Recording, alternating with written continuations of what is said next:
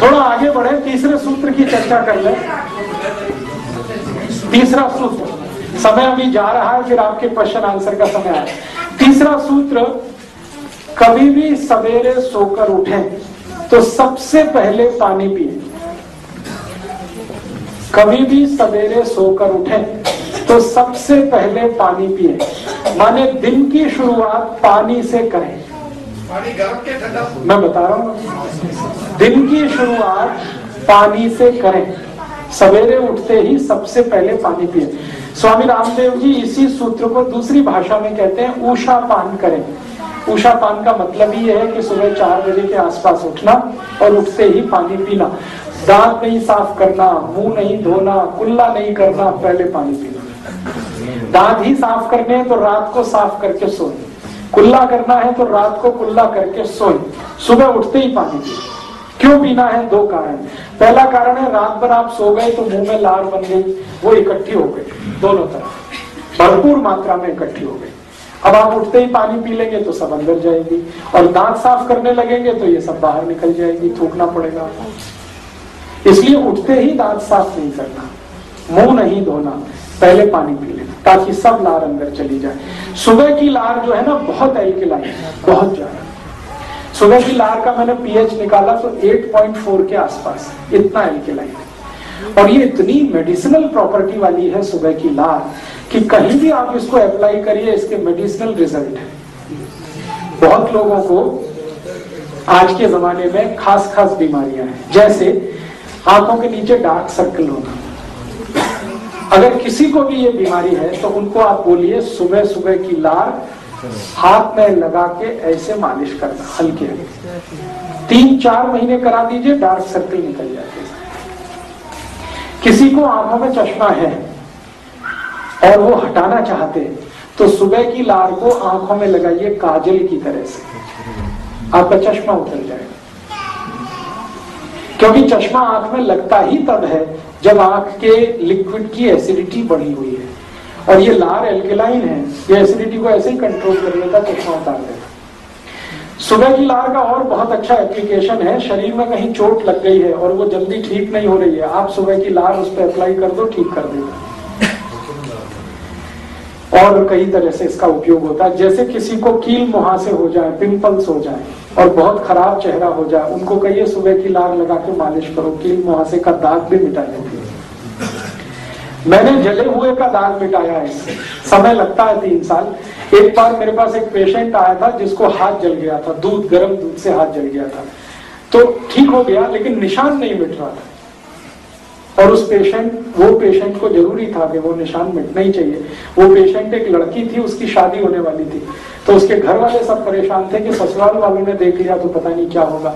तो मैंने कहा ऐसी कोई बात नहीं, आप बता दो उनको। उन्होंने कहा नहीं हमें बताना नहीं। तो मैंने कहा सुबह की लार लगा लो, ठीक कर देगा। हाँ ठीक कर देगा। मैंने कहा कर देगा, इसमें मुफ्त का है, कुछ भी खर्चा नहीं, टैक्स फ्री है, कॉस्ट फ्री है, साइड इफेक्ट नहीं है, एक्सपायरी डेट कुछ नहीं है, आप कर लो इसको। तो उसने किया, नियमित रूप से किया, 7 से 8 महीने में जले हुए का सारा निशान मिट गया, स्किन एकदम नॉर्मल हो गई। आपको कभी देखने में आया है कि जानवरों को जब भी चोट लगती है वो चाटने लगते हैं अपनी चोट को, और चाट के ही ठीक कर लेते हैं? तो जानवरों का भी यही कहानी है जो मनुष्य का है। जानवरों की लार भी एल्कलाइन है, क्षारीय है, और चोट को चाट कर वो ऐसे ही ठीक कर लेते हैं।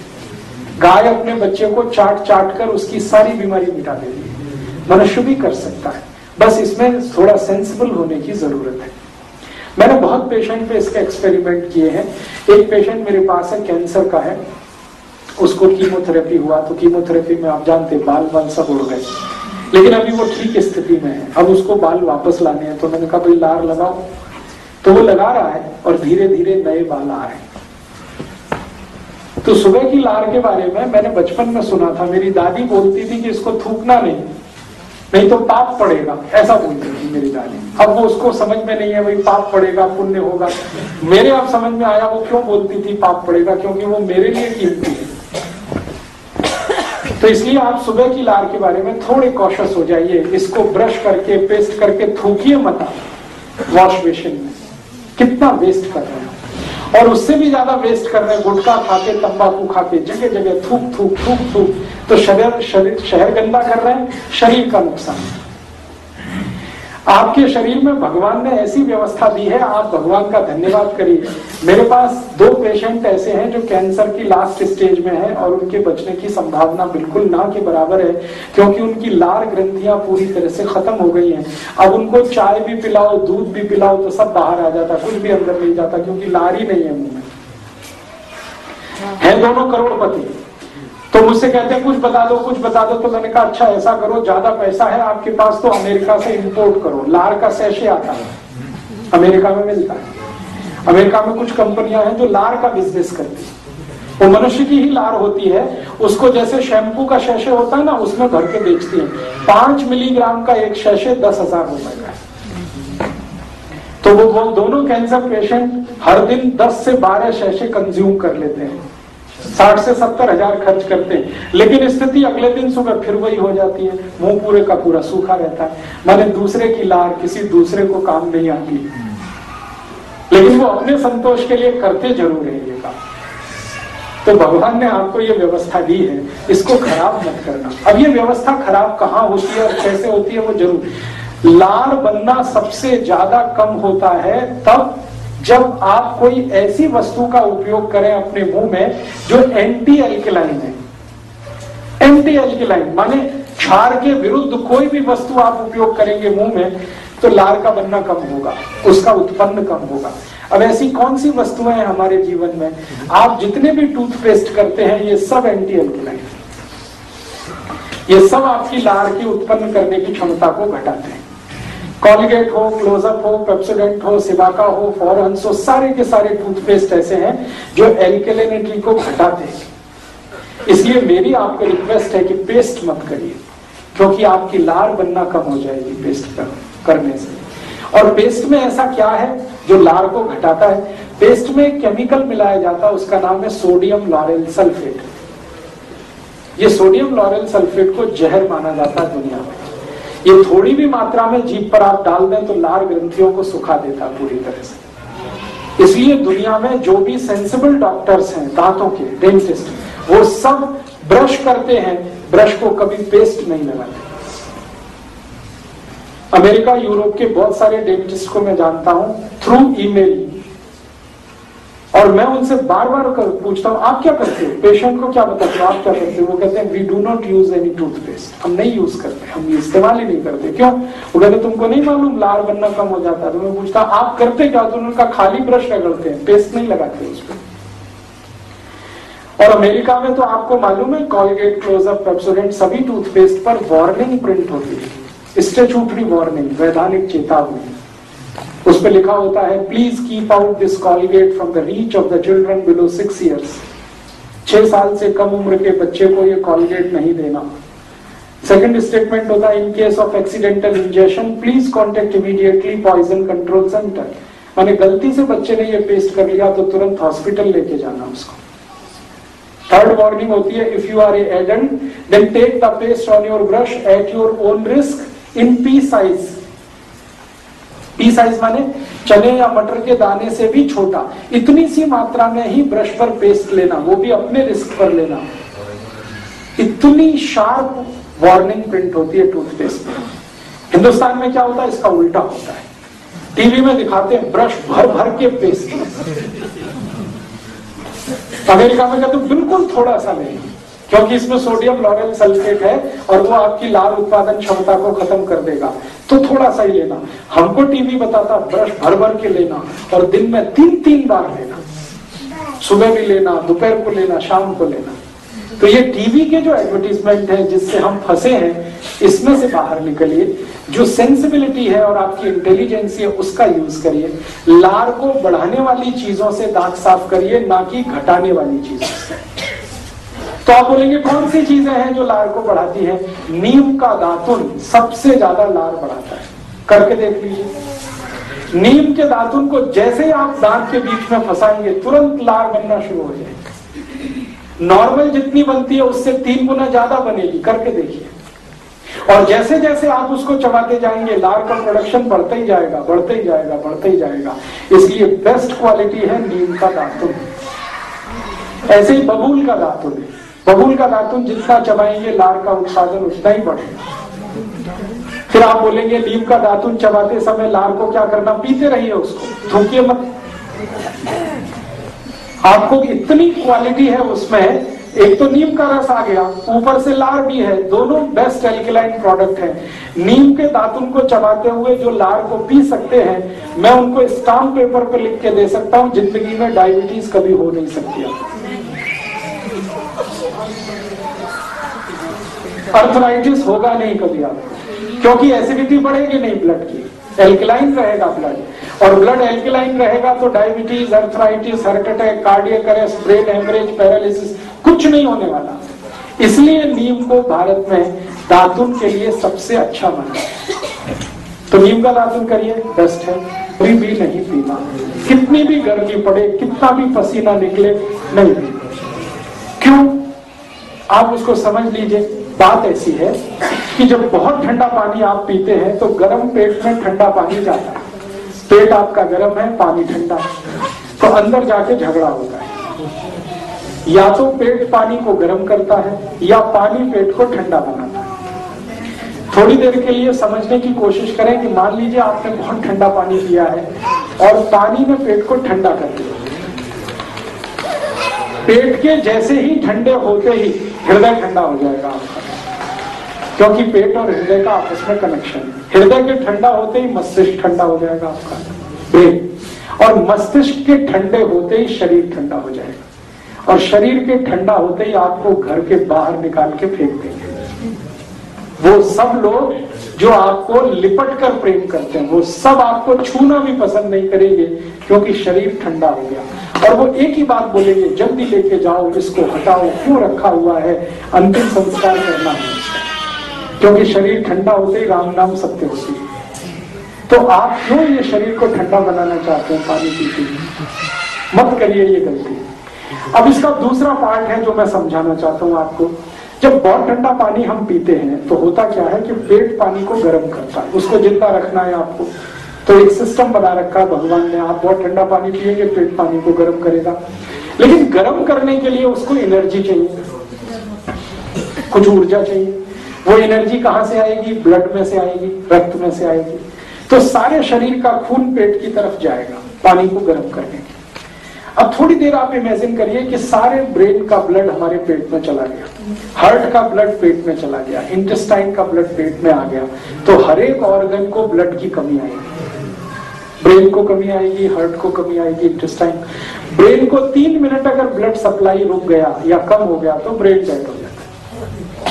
हार्ट को 1 से 1.5 मिनट अगर सप्लाई रुक गई तो हार्ट डेड हो जाता है। बाकी सभी ऑर्गन्स तो ऐसे ही खत्म हो जाएंगे। इसलिए कहा गया है कि ठंडा पानी पीना बहुत बड़ा रिस्क लेना है, कभी मत पीजिए। और एक समस्या होती है, जब बहुत ठंडा पानी आप पीते हैं तो हमारे पेट का जो लार्ज इंटेस्टाइन है, बड़ा आंत, जहां पर एक्सक्रीटा है, मल है, वो बंद हो जाता है। लार्ज इंटेस्टाइन ऐसा होता है पाइप के जैसा, खुले हुए पाइप के जैसा।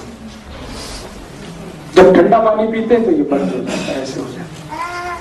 अब होगा क्या कि बहुत ठंडा पानी पी पी के लार्ज इंटेस्टाइन अगर आपका श्रिंक कर गया, बंद हो गया, तो सुबह जब आप टॉयलेट में जाएंगे तो 1-1 घंटे बैठना पड़ेगा आपको, क्योंकि ये बंद है, स्टूल ही पास नहीं होगा आपको। सारी ताकत लगानी पड़ जाएगी आपको, फिर भी स्टूल पास नहीं होगा, माने कॉन्स्टिपेशन शुरू हो जाएगी। और कॉन्स्टिपेशन को आयुर्वेद में मदर डिसीज कहते हैं।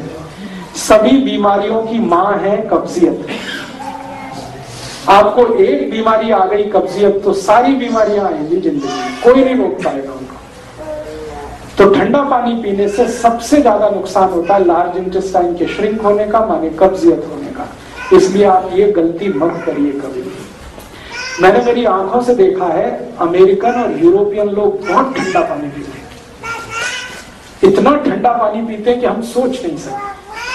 अमेरिकन यूरोपियन लोग तो क्या करते हैं, पानी को फ्रीज में रख देते हैं, 5-6 दिन रखा रहता है, खूब ठंडा होता रहता है, फिर पानी को निकालते हैं, फिर आइस क्यूब डालते हैं उसमें, बर्फ के टुकड़े, फिर पीते हैं। दुष्परिणाम क्या होता है? जो भी अमेरिकन यूरोपियन लोग ठंडा पानी पीते, चिल्ड वाटर पीते, वो सवेरे जब टॉयलेट रूम में जाते हैं तो 1-1 घंटे बाहर नहीं आते। कुछ लोग तो 2-2 घंटे बैठे रहते हैं टॉयलेट। उनको पूछोगे भाई क्या करते हो 1 घंटे टॉयलेट रूम में, तो कहते हैं न्यूज़पेपर पढ़ते।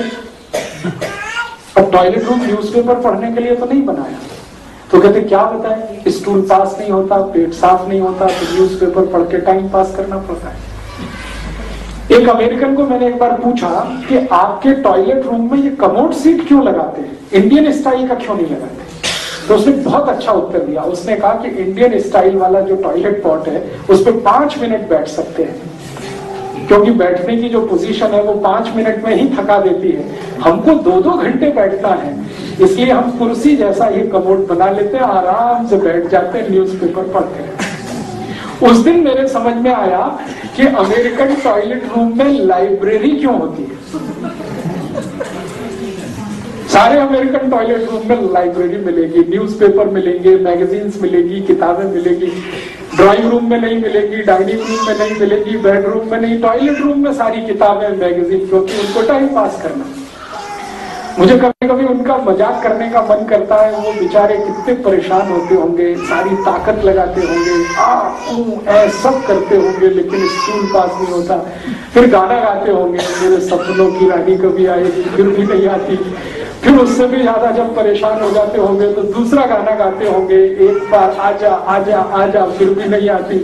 ये सारी समस्याएं उनकी जिंदगी में है। और इन समस्याओं का जो रूट कॉज है वो चिल्ड वाटर है, ठंडा पानी। आप मत गलती करना, ये वो गलती कर रहे हैं उनको करने दो, उनको मुबारक। हमें हमारे जीवन को थोड़ा ठीक रखना है। आप कभी भी ठंडा पानी मत पीना। फिर आप बोलेंगे घड़े का पानी पी सकते हैं। हाँ, मिट्टी के घड़े का पानी आप पी सकते हैं, क्योंकि वो ठंडा नहीं है। ठंडे पानी की परिभाषा मैंने बताई, 27 डिग्री सेंटीग्रेड से कम टेम्परेचर का सभी पानी ठंडा है। मिट्टी के घड़े का पानी का जब भी आप टेम्परेचर नोट करेंगे वो 35 डिग्री, 36 डिग्री, 34 डिग्री, 33 डिग्री ऐसे ही आता है। और आपके शरीर का तापमान है 37 डिग्री, इसलिए मिट्टी के घड़े का पानी और आपका शरीर दोनों लगभग बराबर गर्म है। इसलिए आप कभी भी मिट्टी के घड़े का पानी पीना, फ्रिज का मत पीना, बर्फ डाला हुआ मत पीना। इमरजेंसी कितनी भी होने दो, आप टैप वाटर पी लेना, नल का पानी सीधे पी लेना, ठंडा पानी। ये चौथा नियम है और आज का आखिरी नियम है। तो मैंने आज आपको 4 नियम बताए हैं। इन नियमों के आधार पर कोई प्रश्न आपके मन में हो तो जरूर पूछिए। मैं आधा घंटे का समय देता हूँ और आपको लगेगा तो और आधा घंटे उसको एक्सटेंड करूंगा। 4 नियम अभी तक मैंने बताए हैं। जो समझ में नहीं आए तो पूछे, ज्यादा समझ में आए हैं तो दूसरों को बताएं। हाँ, एक प्रश्न आ गया, दूध पीने का समय कितनी देर बाद खाने का? रात को खाना खाते ही कभी भी दूध पी सकते हैं, तुरंत आप दूध पी सकते हैं, कोई दिक्कत नहीं है। और अगर आप सोने जा रहे हैं उस समय पिएंगे तो और अच्छा है। लेकिन खाने के तुरंत बाद अगर आपको कुछ भी लिक्विड पीने की इच्छा है तो दूध पीकर उस इच्छा की पूर्ति कर सकते हैं। मैं बता रहा हूँ, वो कल बताऊंगा। नमक का बहुत फर्क होता है, लेकिन कल बताऊंगा उसको। आज सिर्फ इतना जान लीजिए कि दूध तुरंत खाने के बाद रात को पिया जा सकता है।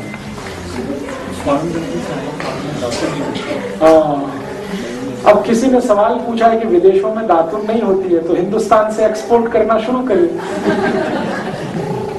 कुछ तो फायदा मिलेगा इस देश को। एक दातुन $1 में भी बिकेगी तो अपने किसानों को कितना लाभ मिलेगा, या आधे $1 में मिलेगी तो कितना लाभ मिलेगा। हाँ, दंत मंजन तो मिल ही जाएगा अमेरिका में, दिव्य दंत मंजन तो स्वामी जी ने शुरू करा दिया। तो इसलिए अगर आप विदेश जाते हैं या विदेश में रहते हैं या विदेश के बहुत सारे दोस्तों को बताना चाहते हैं तो उनको कहिए कि दंत मंजन मिलता है और दातुन चाहे तो यहाँ से एक्सपोर्ट की जा सकती है। दातुन सबसे अच्छा नीम का है, उसके अलावा दूसरा सबसे अच्छा मैंने बोला बबूल का, तीसरा सबसे अच्छा दातुन होता करंज का, चौथा सबसे अच्छा करंज एक पेड़ होता है, आप नहीं जानते क्योंकि आपके एरिया में नहीं होता। ये करंज का सारा पेड़ होता है बंगाल में आसाम में, उड़ीसा में, बिहार में, झारखंड में, 5-6 राज्यों में। जो नहीं होता आप उसको छोड़ दीजिए, आप पहचान भी नहीं पाएंगे क्योंकि होता है। लेकिन मैं बता रहा हूँ सबसे अच्छा धातु नीम का, दूसरे नंबर पे बबूल का, तीसरे नंबर पे करंज का, चौथे नंबर पर एक पेड़ होता है पाकड़ का, 5वें नंबर पर जो पेड़ है वो है आपके बहुत आसपास में होने वाला आम का पेड़, तो आप सभी जानते हैं। फिर छठे नंबर पे जो सबसे अच्छा धातु है अमरूद का।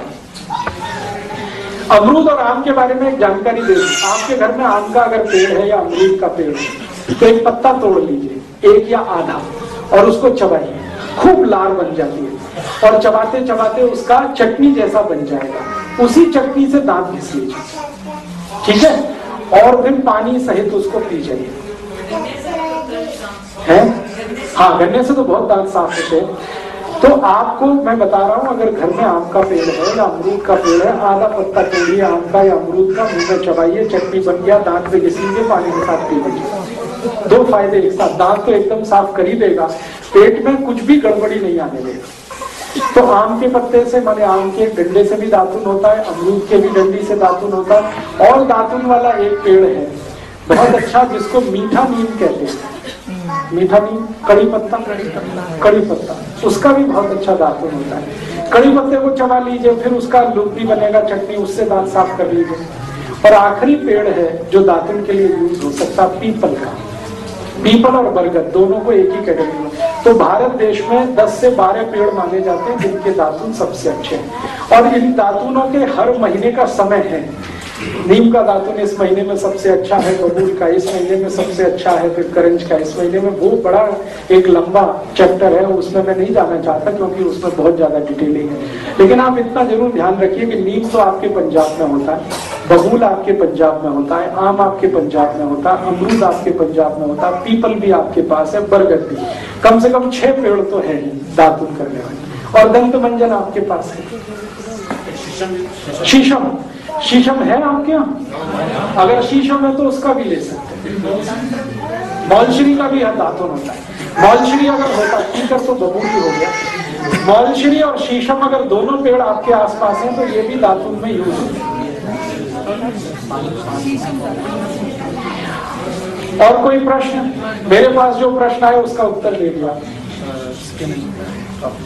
अब देखिए, मेडिसिन डिसीज दोनों को आप आज मत पूछिए क्योंकि इसके लिए मैंने पूरा दिन ही रखा है। 30 और 29 को मैं यही बताऊं। आज तो आप उतने प्रश्न करिए जो 4 सूत्र मैंने बताए, 4 नियम मैंने बताए, उससे जुड़े हुए, उससे रिलेटेड।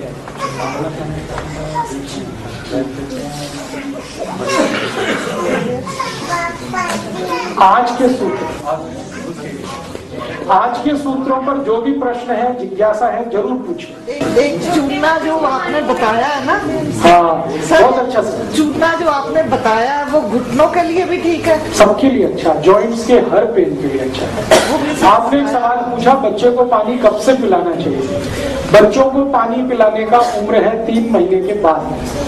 3 महीने तक कभी भी किसी भी बच्चे को बाहर का पानी मत पिलाइए। क्यों? 3 महीने तक उसके पानी की जरूरत माँ के दूध से ही होती रहती है। 3 महीने के बाद फिर उसको पानी की जरूरत। हम सब 2 मिनट के लिए मौन रहेंगे श्रद्धांजलि देने के लिए। आज हमारे देश में एक बहुत दुखद घटना हुई है, हम सभी जानते हैं। मुंबई शहर पर आतंकवादियों का हमला हुआ है और हमारे देश के पुलिस के 9 जवान शहीद हुए हैं। उसके अलावा रेलवे पुलिस का 1 जवान शहीद हुआ है। मुंबई की और महाराष्ट्र की एक एंटी टेररिस्ट स्क्वाड है, उसके जो चीफ हैं हेमंत करकरे, वो भी शहीद हो गए हैं।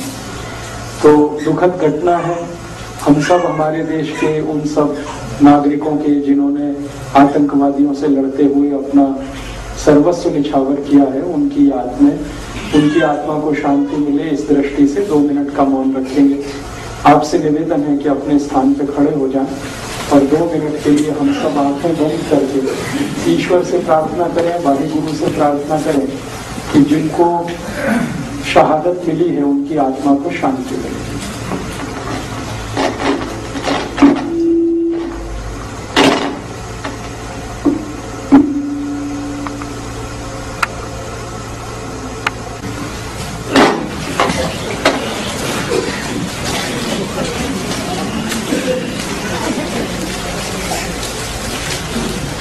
बात को आगे बढ़ाता हूं और 1 घंटे में बात करूंगा, बाकी समय आपके प्रश्नोत्तर के लिए आधा घंटा कम से कम, ज्यादा समय हुआ तो भी।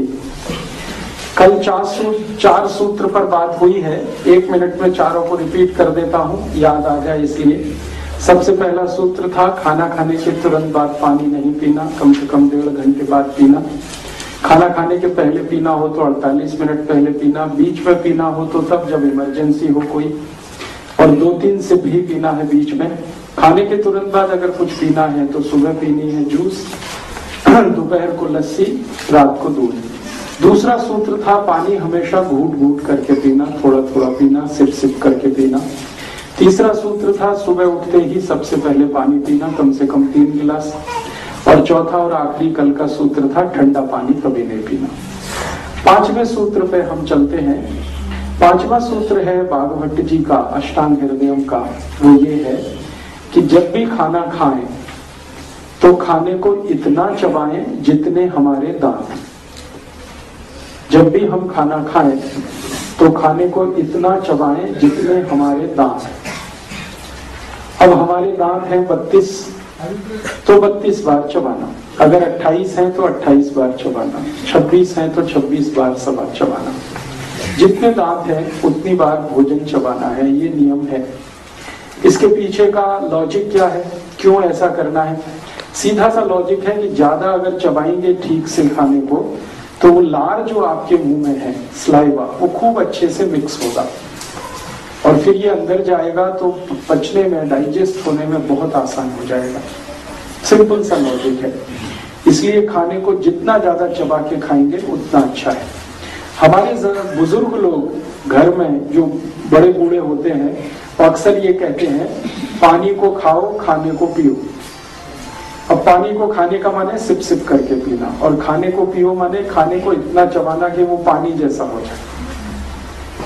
ये नियम बहुत बहुत जरूरी है सबको पालन करना। इस एक नियम के पालन नहीं करने से बहुत तकलीफ है। आप सभी लोग जो परेशान हैं इस बात से कि हमारा मोटापा हो गया है, वजन बढ़ गया है, कोई परेशान है डायबिटीज हो गई है, कोई परेशान है कोलेस्ट्रॉल है, कोई परेशान है ट्राइग्लिसराइड्स है, कोई परेशान है हाइपरथायराइडिज्म है।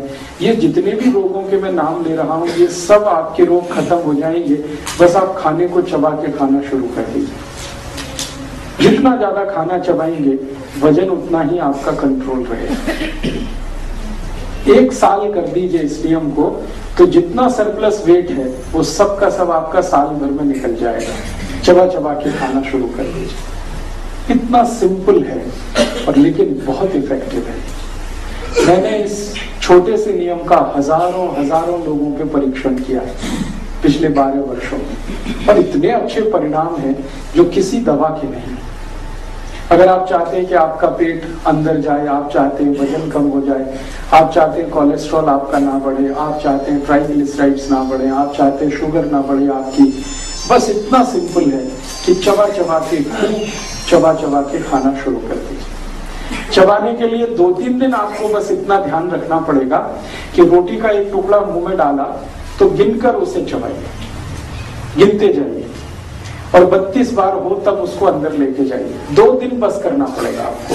तीसरे दिन से अपने आप गिनना शुरू हो जाएगा। आप भूल भी जाएंगे तो ये माइंड जो है ना, ये सुपर कंप्यूटर है, एक बार इसमें फीड हो गया तो तीसरे दिन से फिर आपको गिनना नहीं पड़ेगा, वो अपने से ही उतना ही गिनेगा, उतना ही चबाएगा। ये 5वां नियम है, बहुत आवश्यक है। आप इसको फॉलो करें तो बहुत अच्छा होगा। 6वां नियम है वो बहुत आज के लोगों के लिए जरूरी है। भागवत जी कहते हैं कि जब भी खाना खाएं, सुबह का हो, दोपहर का हो, शाम का हो, तो जमीन पे बैठ के खाएं, भूमि पे बैठ के खाएं। ये जो नियम है कि जब भी खाना खाएं भूमि पर बैठ के खाएं, जमीन पे बैठ के खाएं, आप तुरंत पूछेंगे इसका लॉजिक क्या? सिंपल सी बात इसमें है जो समझने की, वो ये कि हमारा जो शरीर बना है वो 2 पाए वाला है। 2 पाया माने हमारे 2 पांव हैं, और जानवरों का जो शरीर है वो 4 पांव वाला है। हम वर्टिकल हैं, ऊर्ध्वाधर हैं, और जानवर जो है सब हॉरिजॉन्टल हैं, क्षैतिज हैं। दोनों पर जो सेंटर ऑफ ग्रेविटी है वो अलग अलग है। हमारी जो पृथ्वी है, हमारी जो धरती है, इसमें एक ताकत है, एक बल है, एक फोर्स है, जिसको हम सब कहते हैं गुरुत्वाकर्षण बल, फोर्स ऑफ ग्रेविटी। और ये पूरी दुनिया में जहां तक पृथ्वी है वहां तक ये है। जब भी आप खड़े होते हैं, बैठते हैं, उठते हैं, चलते हैं, फिरते हैं, हमेशा ये फोर्स ऑफ ग्रेविटी आपके ऊपर काम करता है, हर समय काम करता है। जब आप बैठे होते हैं तो एक आसन होता है जिसको योग और प्राणायाम में कहा जाता है सुख आसन। आलती पालती मार के बैठना, ध्यान करने का आसन। तो ये जो सुखासन है, इस स्थिति में जब आप बैठते हैं तो सेंटर ऑफ ग्रेविटी एकदम आपके नाभि पे होता है, एग्जैक्टली नाभि पे होता है। और नाभि के बारे में अगर आप कभी भी ऑब्जर्व करें तो ये आपके बॉडी का सेंटर पार्ट है, एकदम केंद्र बिंदु है। आप जानते हैं, एक मोटी सी बात कहता हूं कि जब भी सेंटर पार्ट पर या सेंट्रल कोई भी बिंदु है वहां पर जब फोर्स लगता है तो इक्वली डिस्ट्रीब्यूट होता है वो सब जगह। फिजिक्स की एक छोटी सी जानकारी है जो मैं यहाँ पे यूज कर रहा हूं कि अगर केंद्र बिंदु पर कोई ताकत लगेगी तो वो हर तरफ बराबर मात्रा में डिस्ट्रीब्यूट होगी। तो हम जब बैठ जाते हैं सुखासन में, सेंटर ऑफ ग्रेविटी हमारे नाभि पर केंद्रित हो जाता है तो पूरे शरीर में उसकी ताकत बटी हुई रहती है। और दूसरी बात क्या है जो समझने की है कि सेंटर ऑफ ग्रेविटी चूंकि नाभि पर है, हर एक फोर्स जो होता है, हर एक बल जो होता है, उसकी कुछ चार्जिंग कैपेसिटी होती है। वो चार्ज करता है, आवेशित करता है हर चीज को। तो सेंटर ऑफ ग्रेविटी अगर नाभि पर है तो नाभि चार्ज होती है, आवेशित होती है। नाभि के बिल्कुल पड़ोस में जठर है, एपिगैस्ट्रियम, तो एपिगैस्ट्रियम उससे चार्ज होता है। एपिगैस्ट्रियम की चार्जिंग का मतलब है उसमें अग्नि ज्यादा होती है, और अग्नि ज्यादा होने का मतलब है डाइजेशन के लिए पेस्ट अच्छे से बनता है, और पेस्ट अच्छा बनेगा तो रस अच्छा बनेगा, रस अच्छा बनेगा तो मांस मज्जा रक्त वीर्य जो मैंने कल बताया वो अच्छे से बनेगा, और वो अच्छे से बनेगा तो लाइफ आपकी डिसीज फ्री है। इसलिए आयुर्वेद में कहा गया, अष्टांग हृदय में कहा गया कि जब भी खाना खाएंगे तो जमीन पे बैठ के खाएं। अब आप बोलेंगे कि हमने डाइनिंग टेबल लाया हमारे घर में, क्या करें? डाइनिंग टेबल बड़ी विचित्र चीज है, इसके बारे में अगर हम थोड़ा समझ लें तो बहुत अच्छा होगा। हम में से किसी ने भी अपने घर में अगर डाइनिंग टेबल लाया है तो कोई दिमाग लगा के नहीं लाया कि हम इसको क्यों ला रहे हैं। ज्यादातर घर वालों को मैंने पूछा है कि भाई आपने डाइनिंग टेबल लिया तो उसके पहले कुछ सोचा होगा कि इसको लाना है तो क्या करना है, क्यों लाना है, इसका यूटिलाइजेशन क्या है। अरे 1000 लोगों को अगर मैंने पूछा तो 999 ने जवाब दिया कि हमने तो इसलिए लाया कि स्टेटस सिंबल है। घर में लगता है कि भाई स्टेटस बड़ा है अगर डाइनिंग टेबल है तो। हमने कभी नहीं सोचा कि ये डाइनिंग टेबल उन लोगों के लिए है जिनकी हड्डियों के जोड़, जिनको जॉइंट्स आप कहते हैं, वो स्टिफ होते हैं, उनमें फ्लेक्सिबिलिटी नहीं होती। फॉर एग्जाम्पल अमेरिकन लोग, यूरोपियन लोग। अभी थोड़े दिन पहले स्वामी रामदेव जी अमेरिका गए। जब वो लौट के आए तो मैंने स्वामी जी से पूछा क्या अनुभव रहा, तो उनका यार बड़े विचित्र लोग हैं। मैं पूछा क्या? कि आसन लगा के भी नहीं बैठ सकते, सुखासन में भी नहीं बैठ सकते। वो मुझे बता रहे थे कि सुखासन में बैठने के लिए सिखाने को ही उनको सबसे ज्यादा समय चला गया। तो मैं कहा वज्रासन, उन्होंने कहा वज्रासन की तो कल्पना ही छोड़ दो तुम कि वो बैठ पाएंगे कभी। और स्वामी जी कहते थे कि जब भी मैं कहता था भाई आसन लगा के बैठो सुखासन में, जैसे मैं बैठा हूं, तो कहा किसी के पांव ऐसे निकले हैं, किसी के ऐसे निकले। परफेक्ट कोई भी सुखासन में बैठ नहीं सकता, वज्रासन तो बिल्कुल नहीं बैठ पाते। कारण एक ही है कि उनके जॉइंट्स जो हैं वो बहुत स्टिफ हैं, कड़े हैं। क्यों? क्योंकि उनको स्लोवियल फ्लूइड बहुत कम है जॉइंट्स में। हर एक जॉइंट्स में आप जानते हैं लुब्रिकेशन के लिए स्लोवियल फ्लूइड होता है, ईश्वर का बनाया हुआ, प्रकृति का दिया हुआ। हमारे भारत के लोगों का ये बहुत अच्छा सद्भाग्य है कि वो भारत की जलवायु में है, इसलिए उनके जॉइंट्स में स्नोवियल फ्लूइड बहुत है, बहुत फ्लेक्सिबल जॉइंट्स हैं हमारे। हम जैसे चाहें अपने को मोड़ कर बैठ सकते हैं, बशर्ते कि वजन ज्यादा ना बढ़ा हुआ हो। लेकिन यूरोपियन और अमेरिकन लोगों को ये बहुत तकलीफ है, ठंड में बहुत रहना पड़ता है। मैंने कल आपसे कहा 6-6 महीने सूरज के दर्शन नहीं होते उनको, 6-6 महीने बर्फ रहती है, -30 -40 टेम्परेचर होता है। तो ज्यादा बर्फ में रहने से, ज्यादा ठंड में रहने से स्नोवियल फ्लूइड बहुत कम बनता है, तो जॉइंट्स बहुत कड़क हो जाते हैं। इसलिए उन्होंने कुर्सी बनाई है, या कुर्सी का इन्वेंशन किया, या डिस्कवरी की, जो भी आप कहें।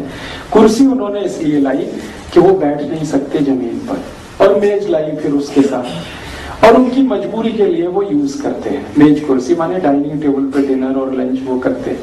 हमने उनकी नकल करके हमारे घर में लाई और हमारे घर में आ गई। अब हमने उसको स्टेटस सिंबल की तरह से इस्तेमाल करना शुरू किया है। और माफ कीजिएगा ये बात कहने के लिए कि जब से हमने डाइनिंग टेबल पे खाना शुरू किया है, तभी से हमारे पेट बाहर निकलना शुरू हो गए, क्योंकि हमारे लिए वो प्रॉब्लमेटिक है। हम जब जमीन पे बैठते हैं सुखासन लगा के, तो उसमें बंद लगता है। बंद आप समझते हैं, ब्लड का फ्लो रुक जाता है, जंघाओं से नीचे ब्लड नहीं जाता। जब जमीन पे सुखासन लगा के बैठ जाते हैं तो सारा ब्लड मैक्सिमम स्टमक रीजन में रहता है, तो खाने के लिए सबसे ज्यादा ब्लड यही चाहिए पचाने में मदद करने को, तो मैक्सिमम ब्लड हमें यूज होता है। जब हम कुर्सी पे पांव लटका के बैठते हैं या खड़े खड़े खाना खाते हैं, तो सारा ब्लड नीचे तक जाता है, वो स्टमक रीजन में रुक ही नहीं पाता, तो ब्लड का यूज कम होता है, तो पाचन बराबर नहीं होता, डाइजेशन परफेक्ट नहीं होता, इसलिए हम लोगों को तकलीफें बहुत होती। तो मेरा आप सबसे एक रिक्वेस्ट है कि जिनके भी घुटनों में दर्द नहीं है, जिनके भी घुटनों में दर्द नहीं है, वो कोशिश करें जमीन पर बैठ के खाने की। एक आसन खरीद लें, आराम से बैठें जमीन पर, आलती पालती लगा के और खाना शुरू करें।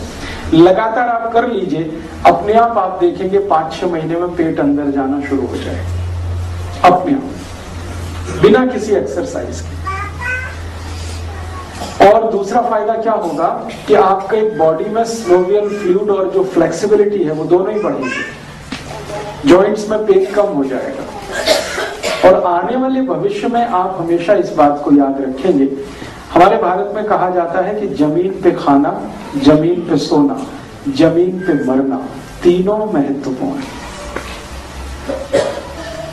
भारत में जब मृत्यु होती है ना, तो जमीन पे ही लिया जाता है उसको, क्योंकि शास्त्रों में कहा गया है कि जिनकी धरती पर मृत्यु है उन्हीं की मृत्यु अच्छी है, बेड पे मृत्यु अच्छी नहीं मानी है। सारे बुजुर्ग लोगों को इस बात का ध्यान रहता है। मेरे दादाजी का स्वर्गवास हुआ था मेरी आंखों के सामने, तो बार बार वो मुझे ये बोल रहे थे कि जैसे ही मेरे प्राण निकले मुझे जमीन पे ले लेना। मैं बोला क्यों, इतना अच्छा तो बेड है। उन्होंने कहा बेड पे मरते नहीं। तब से मेरे दिमाग में आया क्यों नहीं मरते बेड पे, तो पता चला उसका पूरा विधान और शास्त्र है। और विधान और शास्त्र यही है कि आपका जो अस्तित्व है इस पृथ्वी पर, वो सेंटर ऑफ ग्रेविटी के कारण, फोर्स ऑफ ग्रेविटी के कारण है। आपका सारा अस्तित्व, आपका जीना, आपका मरना, सब कुछ उसके साथ है। तो जब आप मर रहे हैं तो उसके संपर्क में रहिए, खाने के समय उसके संपर्क में रहिए, जमीन के संपर्क में ज्यादा से ज्यादा रहना। इसी बात को दूसरे तरीके से हमारे बुजुर्ग लोग कहते हैं, जमीन से जुड़े रहो, जमीन मत छोड़ो, कोशिश करिए। और दूसरा, आप मुझे फिर प्रश्न करेंगे कि फिर डाइनिंग टेबल का क्या करेंगे। मेरी बात तो माने, इसको एक्सपोर्ट कर दीजिए अमेरिका और यूरोप के देशों में, जरूरत उन्हीं की है, वो उसको यूज करेंगे, कुछ आपको डॉलर्स भी मिल जाएंगे। फिर आप बोलेंगे कि नहीं कुछ तो करना है उसका। मैं एक बात आपको ये कहना चाहता हूँ, आप इसको अन्यथा मत लीजिएगा। पटियाला जैसा शहर खूब महंगा है, 1 स्क्वायर फीट जमीन कम से कम यहाँ 3-4 हजार रुपए की तो होगी। क्या रेट है? इतना 3-4 हजार रुपए स्क्वायर फीट की जहाँ जमीन मिलती हो, वहां डाइनिंग टेबल से आपने कितना स्क्वायर फीट घर में कवर करके रखा है, जरा कैलकुलेट करो। एक तो डाइनिंग टेबल में इन्वेस्ट कर दिया, फिर कम से कम आपने 5-6 फीट लंबा चौड़ा होगा और 2-3 फीट चौड़ा, माने उसकी ब्रेथ होगी, कम से कम तो 18-20 स्क्वायर फीट जमीन आपने कवर करके रखी है। 4000 से उसका गुणा कर लो, कितने रुपए आप वेस्ट कर रहे हैं। और फिर उसकी सफाई के लिए भी, झाड़ू पोछा लगाने के लिए भी तकलीफ होती है। और अल्टीमेटली जो मैं आपसे कहना चाहता हूँ वो ये कि हमारे देश में वास्तुशास्त्र नाम का एक बहुत बड़ा विज्ञान है। वास्तुशास्त्र में ये कहा गया है कि घर में जितना स्पेस खुला रहता है, दिल और दिमाग भी उतना ही खुला रहता है। घर के स्पेस को जितना कवर करके आप रखेंगे, दिल और दिमाग भी आपका उतना ही छोटा हो जाएगा। हमने हमारे घरों में आजकल एक स्टेटस सिंबल के लिए काम शुरू किया है कि हम घर बनाते हैं स्पेस के लिए, फिर उस स्पेस को घेरने के लिए, कवर करने के लिए बहुत सारी चीजें उठा लाते हैं, सोफा ले आते हैं, कुर्सी ले आते हैं, डाइनिंग टेबल ले आते हैं, फिर उसको रख देते हैं, जगह कम हो जाती है, ओपन स्पेस बहुत कम हो जाता है। कई घरों में तो इतना कम हो जाता है कि ऐसे ऐसे बचकर निकलना पड़ता है। स्लीपर क्लास का जो कंपार्टमेंट होता है, बहुत सारे घरों की ऐसी स्थिति हो जाती है। मैंने इसी पंजाब में, हरियाणा में, राजस्थान में, गुजरात में, गांव में बहुत प्रवास किया है, तो गांव के जो घर देखता हूँ इतने बड़े और खुले हुए, उनके पास क्या है, वो चारपाई यूज करते हैं। कितने इंटेलिजेंट लोग हैं, ये मैं सोच के हैरान हो जाता हूँ। बिना पढ़े लिखे, स्कूल नहीं जाते, कॉलेज नहीं जाते, फिर भी इनकी इंटेलिजेंसी का लेवल देखिए। वो चारपाई इस्तेमाल करते हैं, जिसको जब चाहे बिछा लिया, जब चाहे उठा के रख दिया। उठा के रख देंगे तो स्पेस ओपन हो गया, बिछा लिया तो स्पेस कवर हो गया। सबसे सस्ती है और सबसे अच्छी है। तो आप कोशिश करिए ज्यादा से ज्यादा समय जमीन पे बैठने का हो, खाना खाते समय जमीन पे बैठना पड़े, आसन प्राणायाम करते हुए जमीन पे आपको बैठना पड़े, फिर वज्रासन करते हुए जमीन पे बैठना पड़े। सोने का भी अगर आप जमीन पे शुरू कर दें तो उससे अच्छी कोई चीज नहीं। जितना ज्यादा शरीर आपका ग्रेविटी के नजदीक होगा, माने शरीर का सारा भार सौंप दीजिए धरती माता को, वो आपको संभालेगा। डाइनिंग टेबल तो यूज बहुत ही कम करिए।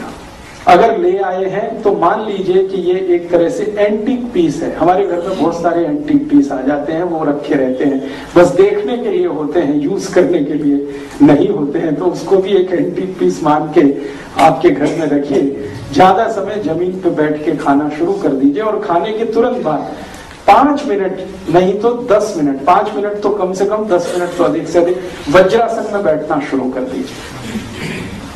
वज्रासन आप सभी जानते हैं, नहीं जानते हैं तो ये पतंजलि योग समिति के सब कार्यकर्ता, योग शिक्षक आपको सिखा देंगे वज्रासन कैसे लगाया जाता है। तो लंच के बाद जमीन पे बैठ के ही वज्रासन लगा लें, डिनर के बाद जमीन पे बैठ के ही वज्रासन लगा लें, तो सूत्र भी पालन होगा और आपके शरीर का वजन लगातार गिरते हुए एक जगह आके आपको स्टैग्नेट हो जाएगा। इसमें यह चिंता करने की जरूरत नहीं है जो कल आपकी चिंता थी कि वजन और कम तो नहीं हो जाएगा, बिल्कुल नहीं होगा। जहां रहना चाहिए आपकी हाइट के हिसाब से, जो आपका वेट होना चाहिए वहीं पे जाके स्टैग्नेट हो जाता है, उसके नीचे कभी भी नहीं जाता। क्योंकि ये मेरा 12 साल का तजुर्बा है और मैंने कल आपको उदाहरण दिया था, फिर उसको रिपीट कर रहा हूं कि मैंने ऐसे बहुत पेशेंट को वेट लूज कराया है जिनका 160, 150, 140, 170, सिंपल से इस सूत्र का पालन करके। एक सूत्र मैंने बोला, चबा चबा के खाना, पानी को घूट घूट पीना, 1-1.5 घंटे के बाद पानी पीना, खाने के बाद वज्रासन में बैठ जाना, जमीन पे बैठ के खाना। इन्हीं सूत्रों का पालन करके साल भर में किसी ने 40 किलो लूज किया, किसी ने 50 किलो लूज किया, किसी ने 25 किलो लूज किया।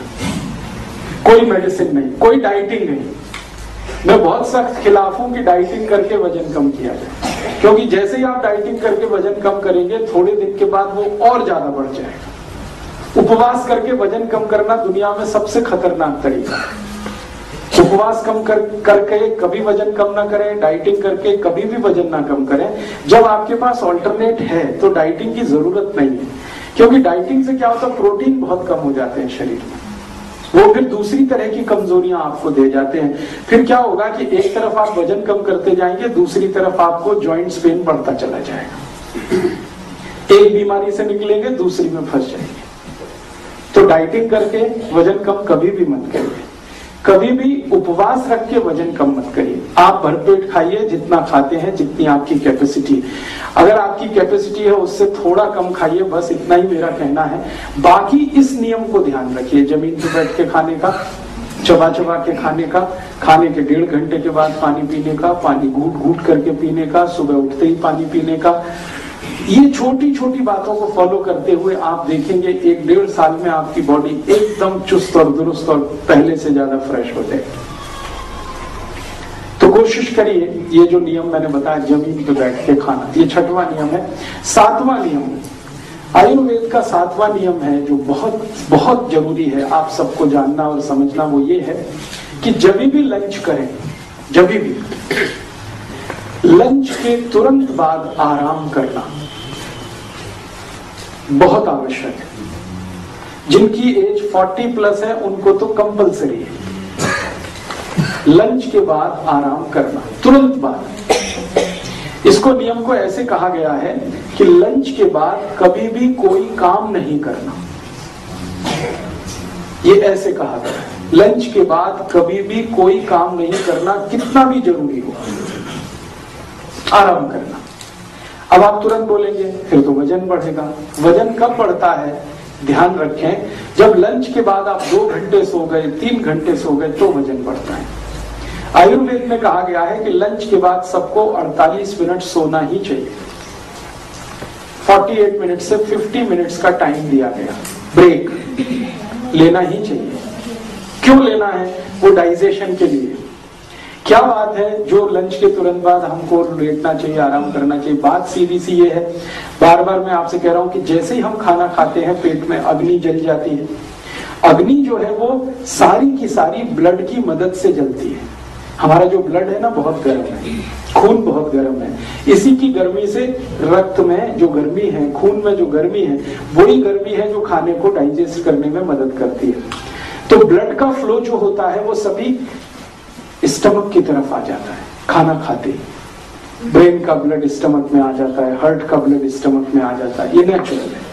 अब ब्रेन का ब्लड जब स्टमक में आ जाएगा, पेट में आ जाएगा, यू एपिगेस्ट्रियम की तरफ आ जाएगा, तो ब्रेन को ब्लड कम होगा। तो ब्लड कम होगा तो कोई भी ऐसा काम मत करिए जिसमें ब्रेन का यूज हो, क्योंकि ब्लड कम है उस समय। उसको आराम करने को छोड़ दीजिए ब्रेन को। हार्ट का भी ब्लड कम हो जाता है खाना खाते ही, तो हार्ट में ऐसी कोई काम ना हो जिससे हार्ट पर पंपिंग करने का प्रेशर आए, तो आराम करना अच्छा होता है। तो इसलिए बोला गया है कि दोपहर का खाना खाते ही आराम करें। और दूसरा एक कारण है, दोपहर को जब हम खाना खाते हैं तो सूर्य का प्रकाश बहुत तेज होता है, और सूर्य का प्रकाश शरीर को गर्म करता है, और शरीर जितना भी गर्म होगा तो उसका ब्लड प्रेशर बढ़ने ही वाला है। और बढ़े हुए ब्लड प्रेशर में किसी भी डॉक्टर से पूछना क्या करना चाहिए तो कहेगा आराम करना चाहिए, क्योंकि फिजियोलॉजी एनाटॉमी यही सिखाती है कि जब भी ब्लड प्रेशर बढ़ा हुआ है कुछ मत करिए, चुपचाप बैठ जाइए या लेट जाइए। लेटने की एक विशेष अवस्था है दोपहर के लंच के बाद। लंच के बाद आप जब लेटें तो हमेशा लेफ्ट साइड में,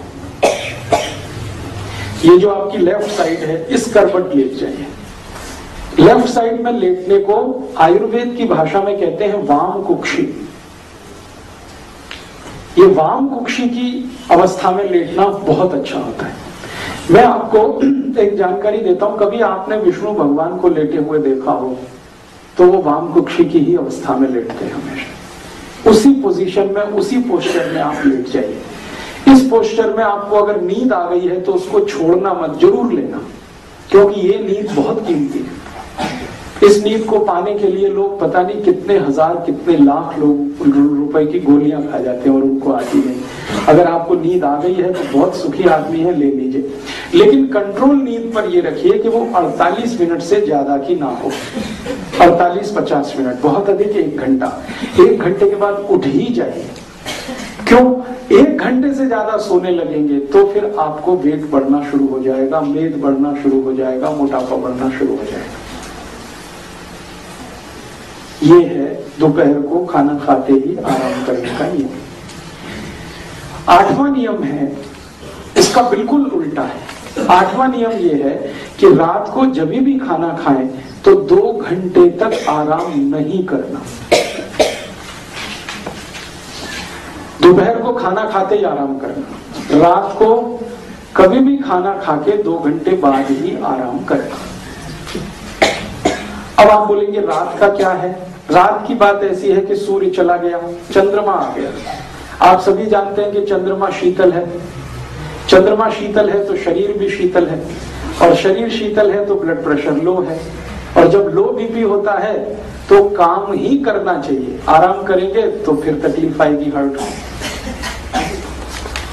किसी भी डॉक्टर से आप अगर एक जनरल नॉलेज के लिए बात करेंगे, हाई बीपी में क्या करूं, तो वो बोलेगा आराम करो। लो बीपी में क्या करूं, तो तुरंत कहेगा काम करो।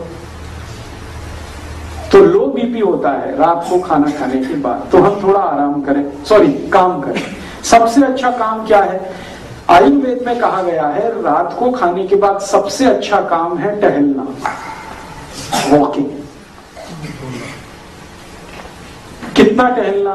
कम से कम 500 कदम गिनकर, अधिक से अधिक 1000 कदम, 500 तो कम से कम। तो आप जो मॉर्निंग वॉक करते हैं, मेरा एक छोटा सा सजेशन है कि इवनिंग वॉक शुरू कर दीजिए। मॉर्निंग वॉक की जगह इवनिंग वॉक शुरू कर दीजिए। खाने के बाद भले गली में कर लीजिए, अंधेरा है, लाइट नहीं है तो छत पर कर लीजिए, आपके पिछवाड़े में कर लीजिए। गिन के आपको 500 कदम चलना। जिंदगी आपकी इतने आराम से कटेगी। शाम को खाने के बाद जो इवनिंग वॉक कर लें 500 कदम, 1000 कदम, इतने आराम से कटेगी कि आप सोच नहीं पाएंगे। मॉर्निंग वॉक के लिए मैं क्यों मना कर रहा हूं? मॉर्निंग वॉक के लिए इसलिए मना कर रहा हूं कि भारत में सवेरे सवेरे हम जब सोकर उठते हैं तो शरीर में वात का प्रकोप होता है, वात, वायु। और वॉक करेंगे, दौड़ेंगे, भागेंगे, एक्सरसाइज करेंगे तो वायु और बढ़ता है। तो वायु का प्रकोप है, जो मैंने आपसे थोड़ी देर पहले कहा, 80 रोगों का कारण होता है। इसलिए भारत के आयुर्वेद शास्त्र में कहा गया है कि सुबह के समय में आराम से बैठकर योग करें, प्राणायाम करें, जिसमें दौड़ भाग ज्यादा ना हो। और रात को खाने के बाद आप थोड़ा चाहें तो दौड़ भाग करें, वॉकिंग करें, फास्ट वॉकिंग करें, ब्रिस्क वॉकिंग करें, मीडियम स्पेस पे करें, मीडियम स्पीड में करें, जैसे करें वॉकिंग रात को कम से कम 1000 करें। दोपहर को खाने के बाद आराम, और रात को खाने के बाद थोड़ी देर वॉकिंग, और फिर थोड़ा कुछ इधर उधर का काम, कुछ रीडिंग, कुछ स्टडी, 2 घंटे बिता दीजिए। खाना आपने 7 बजे खा लिया तो 9 बजे तक समय निकाल दीजिए, फिर आप सोने के लिए चले जाइए। या 8 बजे खा लिया तो 10 बजे तक का समय बिता दीजिए, फिर आप सोने के लिए चले जाइए। तो ये 8वां नियम है। 9वां नियम है, 9th, ये सभी के लिए बहुत आवश्यक है जानना। विशेष रूप से यहाँ जो माताएं आई हैं उनको तो ये बहुत जरूरी है। वैसे तो पुरुषों के लिए भी जरूरी है, भाइयों को भी जरूरी है, लेकिन माताओं से इसका कनेक्शन है सीधा सीधा। वो ये है कि जब भी आप भोजन बनाते हैं और खाते हैं तो कभी भी भोजन में 2 चीज एक साथ ऐसी मत बनाइए जो एक दूसरे के विरोधी है, तासीर में एक दूसरे के उल्टे है। तासीर में एक दूसरे के उल्टे होने का माने कोई ठंडा है, कोई गर्म है, ऐसी चीजें एक साथ मत बनाइए। कोई एसिडिक बहुत ज्यादा है, कोई एल्कलाइन बहुत ज्यादा है, ऐसी चीजें एक साथ मत बनाइए। तो मैं सीधे बात पे आता हूं, ज्यादा उसको घुमाने की बजाय, कि आप जिन चीजों की एक दूसरे के विरुद्ध तासीरें, उनको साथ में ना बनाएं ना खाएं। जैसे दूध और दही, दोनों एक दूसरे के विरोधी हैं। दही जो है ना एसिडिक है और दूध एल्कलाइन है। दूध क्षारीय है, दही अम्लीय है। ये दोनों साथ में नहीं खा सकते आप। खाएंगे तो जहर, और आपके 20 रोगों का ये कारण बनेगा, दूध और दही साथ में खाएंगे। इसी तरह से हमारे रसोई घर में प्याज है, प्याज कभी भी खाएं तो दूध के साथ नहीं खा सकते, क्योंकि समस्या फिर वही है, प्याज बहुत एसिडिक है, दूध बहुत क्षारीय है, दोनों साथ में खाएंगे तो जहर है। तो जब भी प्याज खाना है, कच्चा खाना हो या सब्जी में खाना हो, दूध की कोई चीज उसके साथ ना हो। खीर खानी है तो प्याज की कोई चीज साथ नहीं होनी चाहिए, और प्याज खानी है तो दूध की कोई सी चीज साथ में मत खाइए। प्याज के साथ जो दोस्ती है वो दही की है। दही के साथ भरपूर प्याज खाइए, दही में प्याज डाल के खाइए, प्याज में दही डाल के खाइए। हम कई बार सैलेड बनाते हैं ना, दही का उपयोग करते हैं, तो प्याज दही बेस्ट कॉम्बिनेशन है सैलेड का। तो दही प्याज का कॉम्बिनेशन बनाइए, प्याज दही का कॉम्बिनेशन बनाइए, दूध उसके साथ नहीं। तो दूध के साथ दही नहीं, प्याज के साथ दूध नहीं। इसी तरह से एक तीसरी चीज हमेशा याद रखिए लाइफ में, शहद के साथ घी कभी मत खाइए। घी और शहद दोनों एक दूसरे के जानी दुश्मन हैं अगर एक साथ खाएंगे तो। वैसे दोनों अमृत हैं, घी भी अमृत है, शहद भी अमृत है, लेकिन साथ में खाएंगे तो यही दोनों जहर है। तो घी और शहद नहीं खाइए। इसी तरह से उड़द की दाल, काली वाली उड़द की दाल, दही के साथ कभी मत खाइए। इसको मैं फिर से रिपीट कर रहा हूं, सुनने में गलती मत करना आप इसको। काली वाली उड़द की दाल दही के साथ कभी मत खाइए। हाँ, माँ की दाल, पंजाब में आप सब लोग उसे माँ की दाल कहते हैं। माँ की दाल अकेले खानी है, दही उसके साथ नहीं। क्यों नहीं? माँ की दाल के साथ कभी भी दही मैंने खा के देखा, आयुर्वेद में तो मैंने ये 12 साल पहले पढ़ा था, बहुत दिन मैंने खा के देखा, 5-6 महीने, मेरा ब्लड प्रेशर नॉर्मल है, लेकिन जब भी माँ की दाल के साथ दही खाया बीपी हाई हो गया, जब भी खाया। तो मेरा आप सभी माताओं को विशेष निवेदन है कि दही बड़ा, अगर उड़द की दाल का बड़ा है तो दही के साथ मत खाइए उसको। मूंग की दाल का बड़ा दही के साथ खाइए। मूंग की दाल दही के साथ खा सकते हैं, अरहर की दाल दही के साथ खा सकते हैं, तुअर की दाल दही के साथ खा सकते हैं, मसूर की दाल दही के साथ खा सकते हैं, चने की दाल की दही से बहुत अच्छी दोस्ती है, खेसारी की दाल दही के साथ खा सकते हैं, सोयाबीन की दाल दही के साथ खा सकते हैं। एक ही दाल है भारत में और दुनिया में, उड़द की दाल, काली उड़द की दाल, माँ की दाल, जिसको दही के साथ नहीं खाया जाता। कारण एक और है उसका, ये माँ की दाल जो है ना सबसे ज्यादा प्रोटीन वाली है दुनिया में। अगर सबसे ज्यादा प्रोटीन अगर आप निकालेंगे तो माँ की दाल में ही है। और हाई प्रोटीन डाइट का नियम यह है कि उनको किसी भी एसिडिक चीज के साथ नहीं खाया जाए, क्योंकि हाई प्रोटीन को डाइजेस्ट होने में सबसे ज्यादा समय लगता है और कोई भी एसिडिक चीज है वो हाई प्रोटीन को डाइजेस्ट होने में रुकावट पैदा करती है। तो माँ की दाल के साथ दही नहीं खाना, बाकी किसी भी दाल के साथ दही खाइए। फिर आप पूछेंगे कि कोई इमरजेंसी हो जाए, दही भी खाना है माँ की दाल भी खानी है, तो दोनों के बीच में 1 घंटे का डिफरेंस कर दीजिए। माँ की दाल खा के 1 घंटे बाद दही खा सकते हैं, या दही खाने के 1 घंटे के बाद माँ की दाल खा सकते हैं।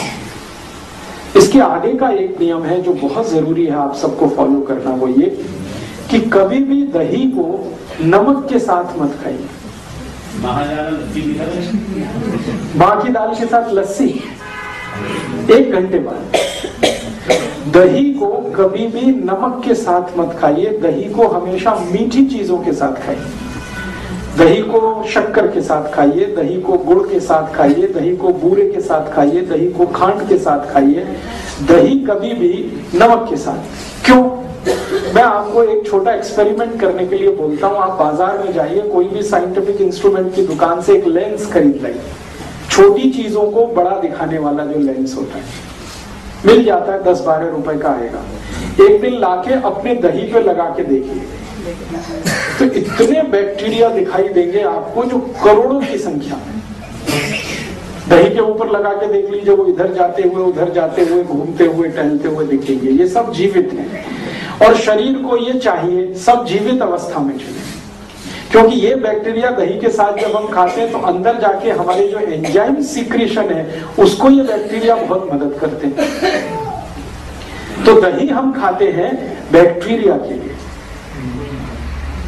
जीवाणुओं के लिए दही खाते हैं। दही को आयुर्वेद की भाषा में कहा जाता है जीवाणुओं का घर, और 1-2 नहीं, करोड़ों। 1 कप दही में अगर कैलकुलेट करेंगे 1 करोड़ से ज्यादा जीवाणु। अब होता क्या है कि ये 1 कप दही में जो 1 करोड़ जीवाणु है ये जीवित आपने खा लिए तो बहुत अच्छा है, शरीर को बहुत काम आने वाले। लेकिन उसी 1 कप दही में 1 चुटकी नमक आपने डाला, 1 मिनट में सारे जीवाणु मर जाएंगे। 1 ही मिनट लगता है उनको मरने। अब वो मर गए तो आपने दही नहीं खाई है, जीवाणुओं की लाश खाई है। वो दही नहीं रह गया, वो जीवाणुओं की लाश हो गया। अब वो अंदर गया तो दही के नाम पे आपने खा तो लिया, लेकिन उसके जो फंक्शन है बॉडी के लिए वो काम नहीं आने वाले। दही फिर वेजिटेरियन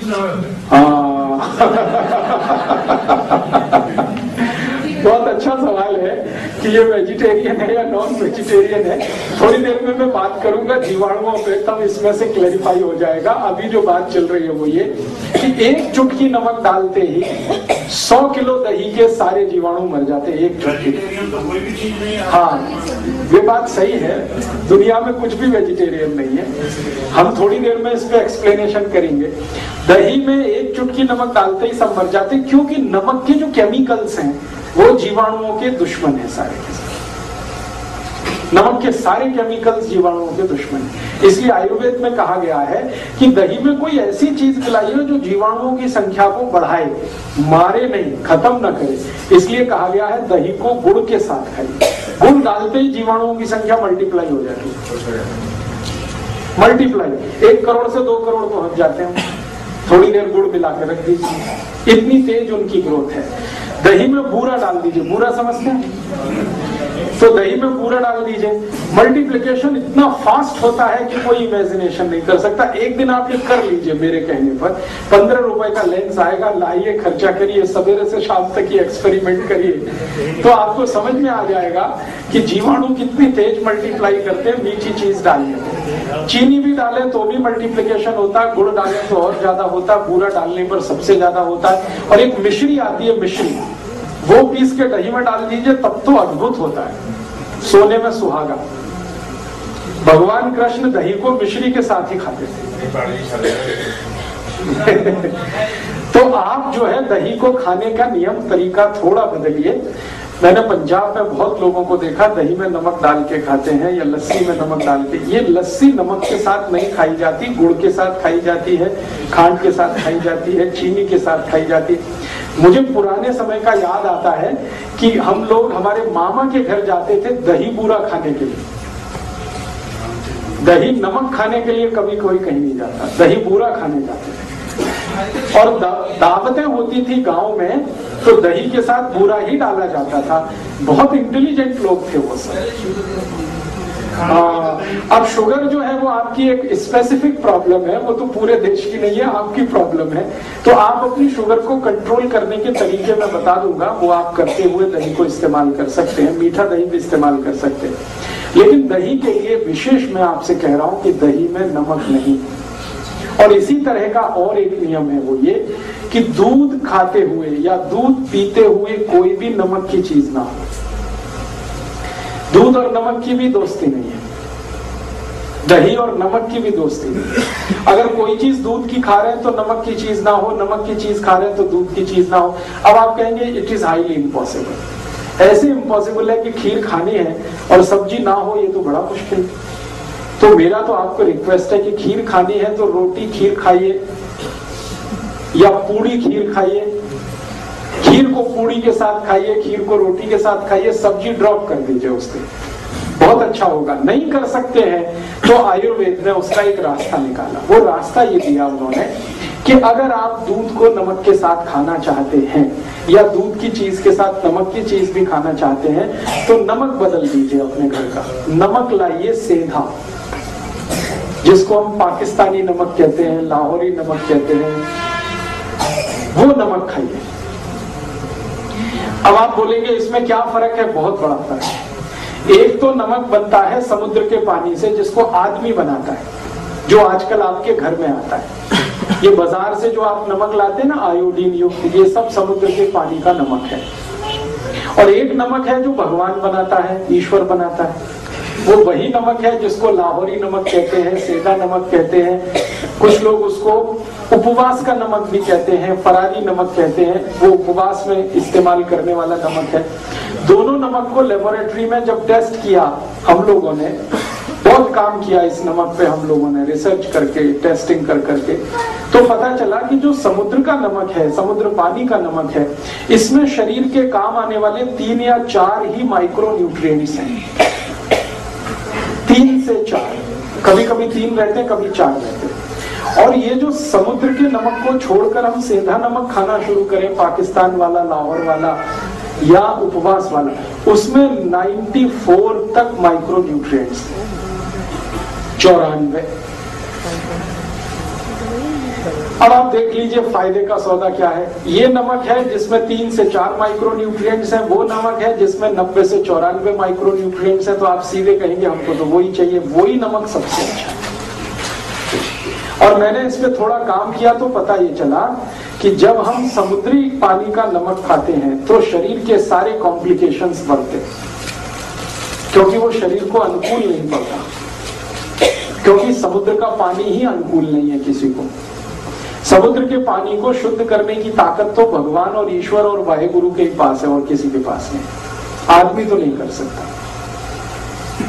ये समुद्र का पानी जब धूप पड़ती है वेपराइज्ड होता है, बादल में बदलता है, बादल फिर बरसता है, पानी आता है, वो जो साइकिल है वो ईश्वर की प्रकृति की साइकिल है, हमारी नहीं। वो ही कर सकता, हम नहीं कर पाते। लेबोरेटरी में कितना भी हम शुद्ध करें वो नहीं आ पाता। और दूसरी जानकारी कि सारे नमक समुद्र वाले ब्लड प्रेशर बढ़ाने वाले हैं।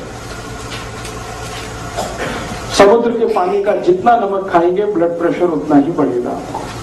और आजकल ब्लड प्रेशर एक कॉमन डिसीज हो गई है जो किलर है, किसी को भी मार डाले। हर दूसरे तीसरे आदमी को पूछ लो तो कहता बीपी हाई है। उसका सबसे बड़ा कारण है नमक जो हमारे घर में है। मैं आपको और एक ऐतिहासिक जानकारी देना चाहता हूं, सुन के आपको खराब जरूर लगेगा लेकिन वो सच है। वो ये है कि ये समुद्र के पानी का नमक हम भारतवासियों ने मात्र 70 साल पहले से खाना शुरू किया है। 70 साल पहले कोई भारतवासी समुद्र के पानी का नमक नहीं खाता था। हम सब सेंधा नमक, आयोडीन के नाम पर। अब समस्या इसमें एक आती है, वो ये कि हमको आयोडीन की डिफिशियंसी है नहीं, क्योंकि हम आधा कटोरी दाल रोज खाते हैं। फिर हम एक्स्ट्रा आयोडीन वाला नमक खाएंगे तो आयोडीन जरूरत से ज्यादा शरीर में हुआ तो समस्या आती है। और वो समस्या क्या आती है? सबसे बड़ी समस्या आती है नपुंसकता की। सरप्लस आयोडीन जितना भी शरीर में आएगा आपको लगातार नपुंसक बनाता जाएगा, इम्पोटेंसी आप में आएगी। और हमारे देश में ये केसेस अब आने लगे हैं। मैं तो डॉक्टर की तरह से भी काम करता हूँ पिछले 12 साल से, और ट्रीटमेंट देता हूँ, निःशुल्क देता हूँ, फोकट में चिकित्सा करता हूँ, इसलिए बहुत पेशेंट होते हैं मेरे पास। ऐसे हजारों पेशेंट हैं जिनकी शादियां हो गई हैं, 10 साल हो गए, 12 साल हो गए, कहीं कोई कॉम्प्लिकेशन नहीं है, बच्चा नहीं हो रहा। मैं दोनों की रिपोर्ट निकलवाता हूँ, पति की पत्नी की, कहीं कोई मुझे कॉम्प्लिकेशन समझ में नहीं आता। लास्ट में फिर मैं डायग्नोसिस करते हुए आयोडीन का चेक करवाता हूँ तो उनके ब्लड में जरूरत से ज्यादा आयोडीन मिलती है। जरूरत से ज्यादा आयोडीन ब्लड में अगर है तो ये क्या करेगी? आपके स्पर्म काउंट कम कर देगी अगर आप पुरुष हैं तो, और अगर स्त्री है तो आपका ओव्यूलेशन का काम खत्म कर देगी, और फिर आप माँ या पिता नहीं बन पाएंगे। ऐसे हजारों केस आते। फिर मैं क्या करता हूं, जब मुझे कोई कॉम्प्लिकेशन नहीं लगता, आयोडीन सरप्लस दिखता, मैं उनको कह देता हूं नमक बदल दो, आप ये सेंधा नमक खाना शुरू करो, काला नमक खाना शुरू। 1 साल के बाद वो आते हैं, कहते हैं बच्चा तो हो गया। 1.5 साल में आके कहते हैं बच्चा तो हो गया। फिर वो मुझे कहते हैं आप तो बड़े चमत्कारी आदमी हैं। मैं कहता हूँ मेरा कोई चमत्कार नहीं है, आप में बड़ी सिद्धि है। ऐसी बातें करना शुरू कर देते। मैं कहता हूँ ये मेरा चमत्कार नहीं, नमक का चमत्कार है। इतनी सिंपल सी बात है। किसी को भी अगर ऐसा लगता है कि उनकी एनर्जी लेवल कम हो रही है, सेक्स पावर कम हो रही है, आप सिंपल इतना ही करो, नमक चेंज कर दो। आपका नमक चेंज करते ही आप देखना आप में चेंजेस आएंगे, मिरेकुलस। तो नमक का हमारे देश में आज के जमाने में टीवी का हैमरिंग कर करके, विज्ञापन कर करके हमारा ऐसा दिमाग खराब किया है कि हर व्यक्ति को लगने लगा आयोडीन युक्त नमक नहीं खाएंगे तो मेरा बेटा ऐसा पैदा होगा जैसा उसका टीवी में दिखाते हैं, या आयोडीन नमक नहीं खाएंगे तो मेरा गला ऐसा हो जाएगा जैसा टीवी में दिखाते हैं, दिमाग खराब हो जाएगा। मैंने कभी नहीं खाया, मुझे ना दिमाग खराब है, ना कोई गहरा रोग है, ना कोई तकलीफ है। ऐसे बहुत सारे लोग हैं। तो आप ये विज्ञापनबाजी में मत जाइए, ये तो सरकार के विज्ञापन है, और सरकार के विज्ञापन कुछ वेस्टेड इंटरेस्ट के साथ है। स्वार्थ क्या है इसमें? नमक बनता है समुद्र का 15 पैसे किलो, आप जानते हैं, क्योंकि उसको बनाने में खर्चा कुछ नहीं है। समुद्र का पानी है, मुफ्त का है, सूरज की रोशनी है, वो भी मुफ्त की है, मशीन कोई लगती नहीं। 15 पैसे किलो का नमक बनता है। अब उसको बेचना है 10 रुपए किलो, तो कैसे बिकेगा? तो कुछ उसमें शिगुफा लगाना पड़ेगा। तो वो बताना शुरू करते हैं आयोडाइज्ड है, आयोडीन युक्त है, एक्स्ट्रा फ्री फ्लो है। ये सब आपको बोल बोल के उल्लू बनाते हैं। नमक को एक्स्ट्रा फ्री फ्लो है। एक्स्ट्रा फ्री फ्लो माने वो दाना दाना गिरता है। मैं आपको जो किस्सा समझाना चाहता हूँ वो ये, दाना दाना नमक गिरना ही नहीं चाहिए। नमक कभी भी एक्स्ट्रा फ्री फ्लो होना नहीं चाहिए, नहीं तो वो नमक नहीं रहेगा। एक्स्ट्रा फ्री फ्लो करने के लिए पता है क्या किया जाता है? नमक की जो नमी है उसको निकाला जाता है, और नमक की क्वालिटी है कि वो नमी को एब्जॉर्ब करता है। खुला हुआ नमक यहाँ रख दो, सूखा हुआ, 10 मिनट के बाद आप देखेंगे वो गीला गीला हो जाएगा। वातावरण में जितनी भी ह्यूमिडिटी है उसको वो खींचता है, इसी की क्वालिटी है नमक की। अब वो नमी को निकालने के लिए केमिकल डालते हैं, उसका नाम है एल्यूमिनियम सिलिकेट, और ये केमिकल और भी खतरनाक है। एक तो डाल दिया पोटेशियम आयोडेट जो इनऑर्गेनिक है, ऊपर से डाल दिया एल्यूमिनियम सिलिकेट उसको एक्स्ट्रा फ्री फ्लो बनाने के लिए। ये दोनों समस्याएं हमारे शरीर को बहुत कॉम्प्लिकेशन दे रही हैं। अब मैं आपको एक और जानकारी देना चाहता हूं जो आपको होनी ही चाहिए। यूरोप और अमेरिका में एक्स्ट्रा फ्री फ्लो नमक की जरूरत है, उनको जरूरत है। क्यों? क्योंकि उनके यहां सब्जी बनाना किसी को नहीं आता। वो बनी बनाई सब्जी लाते हैं जो पैकेट में आती है, डब्बा बंद आती है, और बनी बनाई सब्जी में नमक मिला के पैकेट नहीं बना सकते, नहीं तो खराब हो जाती है। तो वो बिना नमक की सब्जी बना के पैकेट में बंद करके अमेरिका में बेचा जाता, कनाडा में बेचा जाता, यूरोप में बेचा जाता। अब उस सब्जी को खाने के लिए जब प्लेट पे डालेंगे तो ऊपर से नमक डालना पड़ता है, इसलिए उनको एक्स्ट्रा फ्री फ्लो नमक चाहिए। हमारे हिंदुस्तान में बिल्कुल उल्टा है। हमारे हिंदुस्तान में ऐसा कोई घर नहीं है जिसको सब्जी बनाना ना आता हो। अमेरिका में ऐसा कोई फैमिली नहीं है जिसको सब्जी बनाना आता हो। वो प्रोफेसर हो सकते हैं, डॉक्टर हो सकते हैं, मैनेजर हो सकते हैं, इंजीनियर हो सकते हैं, लेकिन सब्जी बनाना किसी को नहीं आता। रोटी बनाना नहीं आता, पराठा बनाना नहीं आता, पूड़ी बनाना नहीं आता, कुछ भी नहीं आता उनको। तो इस टेक्नोलॉजी में हम ही मास्टर हैं और कोई नहीं। हाँ, कुछ आता ही नहीं है। वो तो बाजार से पाव रोटी खरीद लाते हैं, डबल रोटी खरीद लाते हैं, उसको ऐसे काट लो, ऐसे काट लो, बीच से काट लो, उसमें कुछ भर लो, खा लो। हालांकि वो बनती गेहूं के आटे से ही है।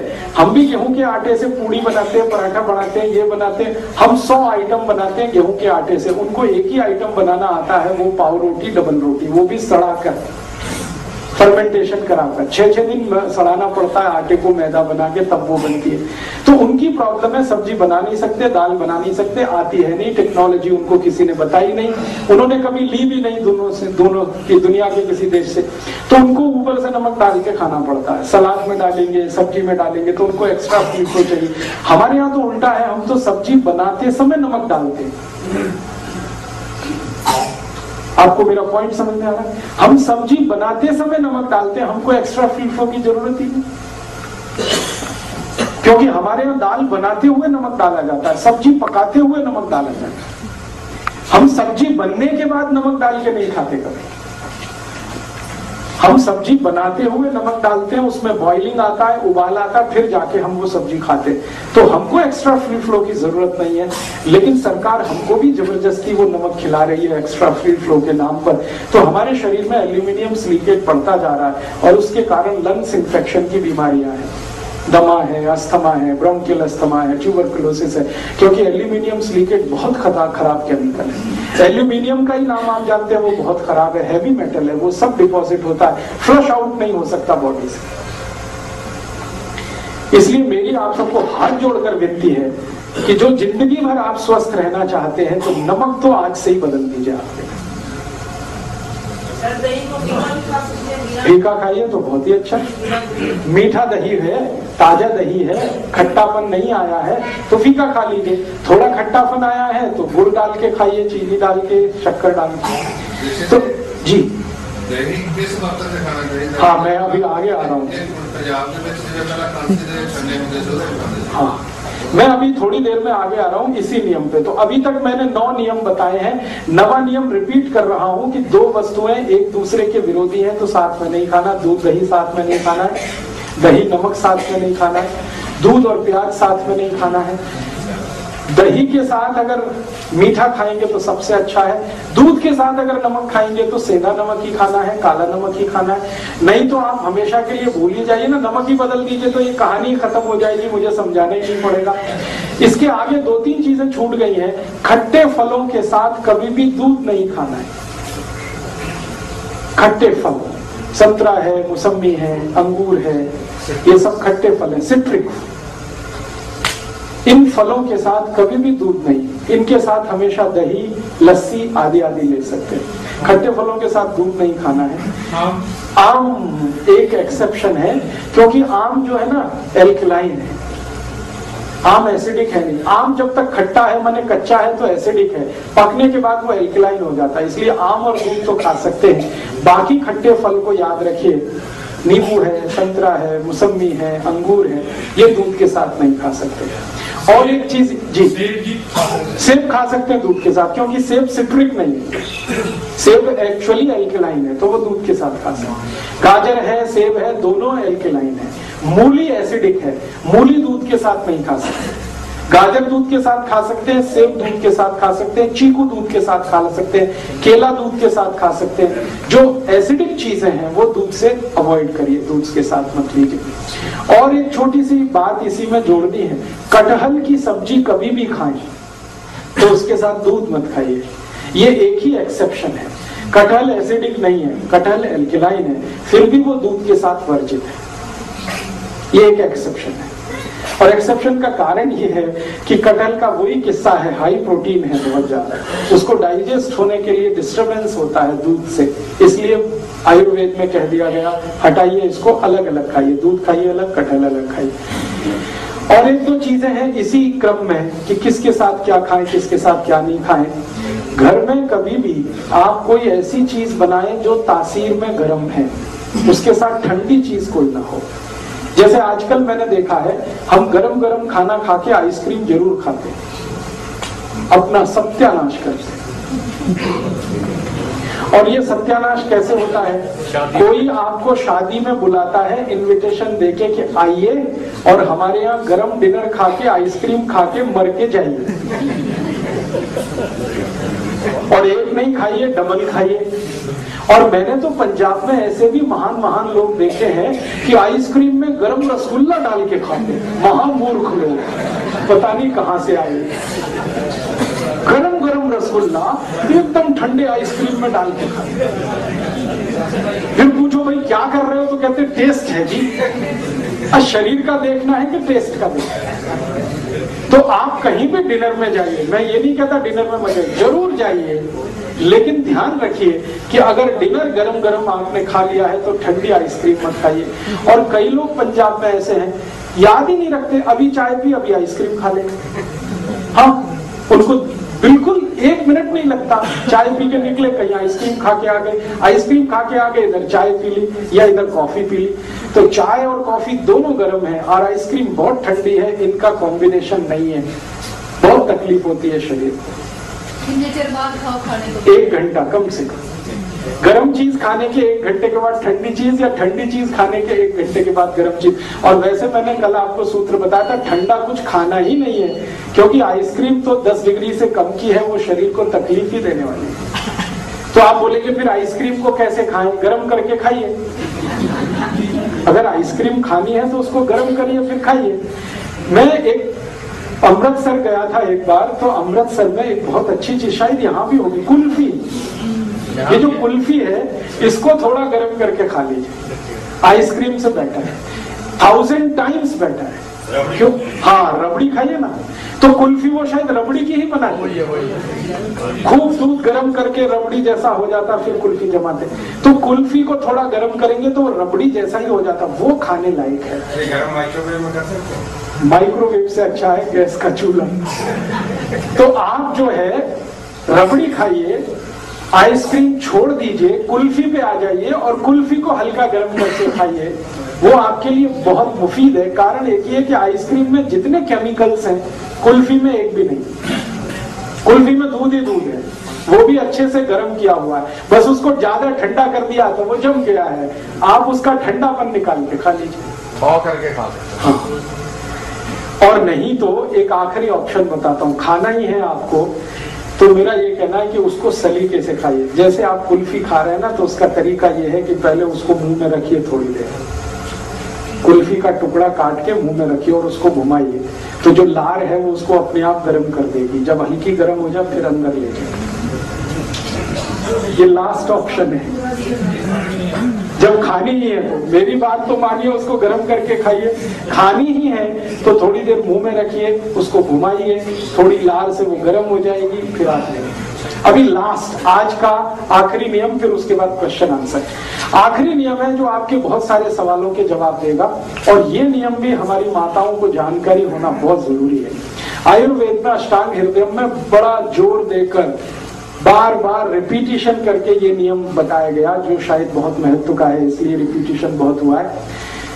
भोजन को बनाते समय जो भी पात्र का इस्तेमाल आप करते हैं वो खुला रहना चाहिए। भोजन को बनाते समय जो भी पात्र का हम इस्तेमाल करते हैं वो पात्र खुला होना चाहिए, भगोना होना चाहिए, कढ़ाई होनी चाहिए, खुला रहना चाहिए। क्यों? तो उसके आगे का नियम है कि भोजन को बनाते समय, पकाते समय सूर्य का प्रकाश या पवन का स्पर्श होना बहुत जरूरी है। बनते हुए भोजन को, पकते हुए भोजन को सूर्य का प्रकाश या पवन का स्पर्श। अब सूर्य का प्रकाश, आजकल हमारे घरों में चूल्हे खत्म हो गए, पहले गांव में चूल्हे होते थे, आज भी हैं, तो खुले में होता है ना चूल्हा, तो सूर्य के प्रकाश की संभावना पूरी है। और वो अलग से बनाते हैं, क्या कहते हैं उसको, हम तंदूर कहते हैं, तंदूर भी खुले में बनाते हैं, तो वहां भी सूर्य का प्रकाश आना संभव है। तो खुले में अगर खाना बन रहा है तो सूर्य का प्रकाश आएगा, वो पक्की बात है। नहीं तो कवर्ड एरिया में बना रहे हैं तो खुला रखिए ताकि पवन जा सके, उसमें हवा जा सके, प्राणवायु जा सके। प्राणवायु माने ऑक्सीजन, ऑक्सीजन माने आग, सीधी सी बात है, आग है ऑक्सीजन। तो बनते हुए खाने को आग की ही जरूरत है, वो ऑक्सीजन से ही मिलती है उसको। इसलिए जितना खुला रहेगा भगोना या कढ़ाई, उतनी ज्यादा ऑक्सीजन, उतनी ज्यादा प्राणवायु जाएगी और भोजन जो पकेगा वो बहुत अच्छे से पकेगा। नीचे से आग लग रही है वो अग्नि की है, ऊपर से आग है वो ऑक्सीजन की है, वो कंप्लीट डाइजेस्ट होगा, क्योंकि कंप्लीट उसका कुकिंग होगा। इसका